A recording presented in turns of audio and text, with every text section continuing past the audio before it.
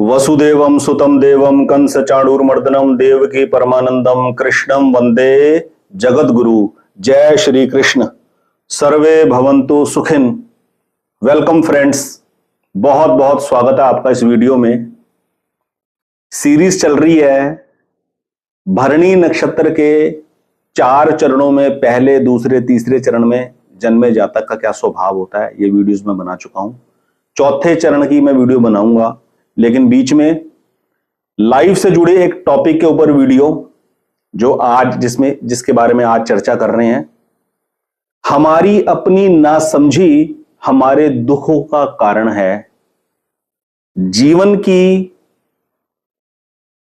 प्रमुख माया के हम शिकार बने हुए हैं और हमें इसके बारे में कोई बताता नहीं है।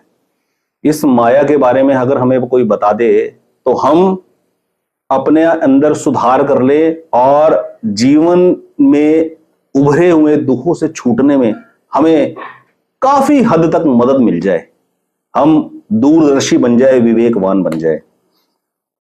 क्या है वो माया, इस वीडियो में उसकी चर्चा करेंगे। तो चलिए वीडियो की शुरुआत करते हैं। देखिए, जब हम कोई मकान किराए पे लेते हैं तो 11 महीने की उसकी एक लीज डीड साइन होती है। वो लीज डीड साइन होने के बाद जब हम उस मकान में रहना शुरू करते हैं तो उसमें रहते दरमियान हमारे अंदर कभी ये भाव पैदा नहीं होता कि ये चीज मेरी है। हमारे अंदर हमेशा ये भाव बना रहता है, मैं यहाँ पर फॉर द टाइम बीइंग हूं और मुझे एक ना एक दिन ये लीज डीड की प्रॉपर्टी खाली करनी है।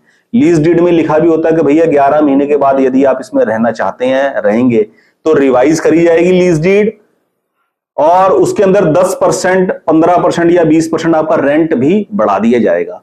तो उस प्रॉपर्टी का इस्तेमाल करते वक्त, उसके अंदर रहते हुए, उसका लाभ उठाते हुए हर वक्त माइंड में ये एक प्रेशर, एक ये जिम्मेवारी बंधी रहती है कि मुझे यहां से एक ना एक दिन जाना है, ये जगह खाली करनी है, ये मेरी अपनी नहीं है। अब सबसे बड़ी विचित्र माया क्या है संसार में?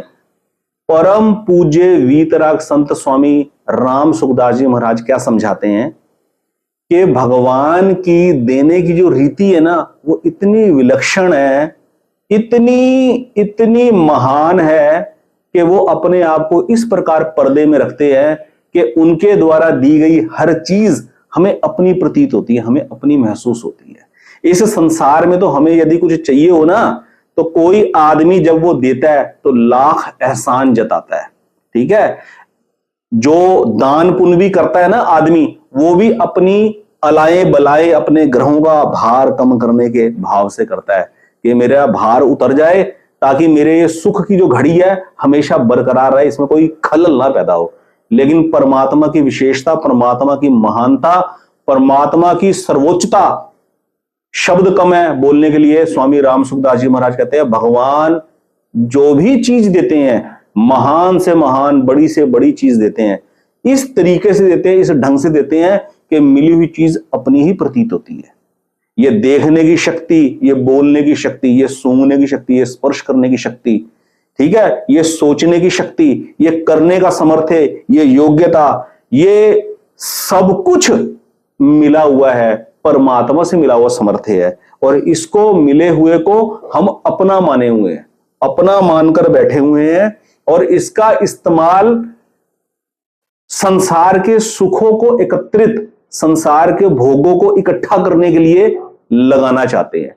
हमारे दिलो दिमाग में मिले हुए का शुक्राना नहीं है, मिले हुए के प्रति हमारा ग्रेटिट्यूड भाव नहीं है कि कितनी विचित्र चीज परमात्मा ने हमारे को दी, कितना अनमोल ये शरीर हमें दिया, इसकी तरफ ध्यान नहीं है। ध्यान केवल और केवल इस तरफ है, दुनिया किस तरफ जा रही है, दुनिया क्या बन गई और मैं अभी कहां पीछे रह गया, मुझे तो अभी बहुत कुछ करना था, मैं कुछ कर नहीं पाया। इस रेस में हम लोग खचित हुए।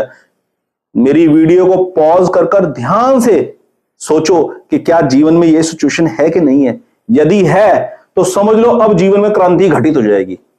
अगर आपको मेरी इस वीडियो के अंदर मेरी ये बात सच लगे, सच प्रतीत हो, ये बात मेरी नहीं है, ये परम पूज्य संतों की बताई हुई बात है, परम वीतराग संत स्वामी राम सुखदास जी महाराज की बताई हुई बात है कि हमें मिली हुई चीज, परमात्मा की दी हुई चीज हमें अपनी प्रतीत होती है, ये हमारी अपनी नहीं है। अगर हमारी अपनी हो तो महाराज कहते हैं आंखों पे फिर चश्मा क्यों लगाते हो, क्या जरूरत पड़ी है आंखों के ऊपर चश्मा लगाने की? हमारा शरीर अपना नहीं है, तभी तो पुराना होने पर आंख की रोशनी जा रही है, आंख की रोशनी कमजोर पड़ रही है, दांत कमजोर पड़ रहे हैं, ठीक है, विचार शक्ति ढीली पड़ रही है।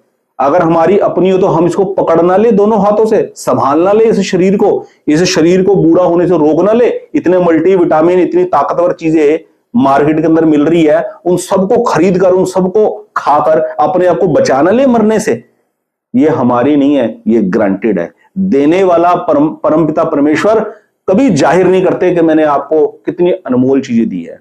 और उनकी सबसे बड़ी महानता यह है कि इतनी महान और इतनी ताकतवर समर्थ हमें देने के बावजूद भी जब हम इसका सही इस्तेमाल नहीं करते तो भी वो प्रत्यक्ष रूप से प्रकट होकर हमारे को कोई सजा नहीं देते, ठीक है, फिर भी वो हमें कोई सजा नहीं देते। जैसे ये जो जुबान है, ये बोलने की जो समर्थ है, ये सच बोलने के लिए दी है, ये भगवान का नाम जपने के लिए दी है, भगवान का कीर्तन करने के लिए दी है, भगवान की चर्चा करने के लिए दी है। लेकिन हम इसकी इस्तेमाल करते हैं दुनिया भर की उल्टी सीधी न्यूज सुन रहे हैं, उस न्यूज को मैनिपुलेट कर यूट्यूब के ऊपर वीडियो डाल कर और एक चीज को पब्लिसाइज कर रहे हैं, पैसा कमाने के लिए ना जाने कितने झूठ बोल रहे हैं, कितनी चालबाजियां सीख रहे हैं, ये काम कर रहे हैं। लेकिन भगवान फिर भी हमारे को कोई सजा नहीं देते।